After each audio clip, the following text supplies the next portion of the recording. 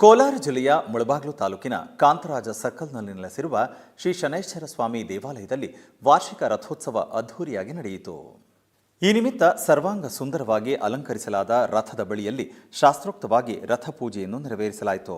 ರಥದ ಕಲಶಾರಾಧನೆ, ರಥಹೋಮ ಮತ್ತು ರಥಬಲಿ ಮುಂತಾದ ವಿಧಿವಿಧಾನಗಳು ಸಂಪೂರ್ಣವಾಗಿ ವೈದಿಕ ಕ್ರತುವುಗಳೊಂದಿಗೆ ನಡೆಯಿತು. ನಂತರ ಸಕಲ ವಸ್ತ್ರಾಭರಣಗಳಿಂದ ಅಲಂಕರಿಸಲಾದ ಶ್ರೀ ಶನೈಶ್ಚರ ಸ್ವಾಮಿಯ ಉತ್ಸವ ಮೂರ್ತಿಯನ್ನು ತಿರುಚಿ ಮೇಲೆ ಆಸೀನಗೊಳಿಸಿ ಆಲಯ ಪ್ರದಕ್ಷಿಣೆ ಹಾಗೂ ರಥ ಪ್ರದಕ್ಷಿಣೆ ಮಾಡಿ ತದನಂತರ ವಿಶೇಷ ಪೂಜೆ ಹಾಗೂ ಮಂಗಳಾರತಿ ನೆರವೇರಿಸಿದ ನಂತರ ಭಕ್ತರ ಹರ್ಷೋದ್ಗಾರ, ವಾದ್ಯಗೋಷ್ಠಿ ಮತ್ತು ಸಾಂಸ್ಕೃತಿಕ ಜಾನಪದ ಕಲೆಗಳ ಮಧ್ಯೆ ರಥೋತ್ಸವವು ಅದ್ಧೂರಿಯಾಗಿ ಜರುಗಿತು. ಸಹಸ್ರಾರು ಭಕ್ತರು ಉತ್ಸಾಹದಿಂದ ಭಾಗವಹಿಸಿ ದೇವರ ಕೃಪೆಗೆ ಪಾತ್ರರಾದರು.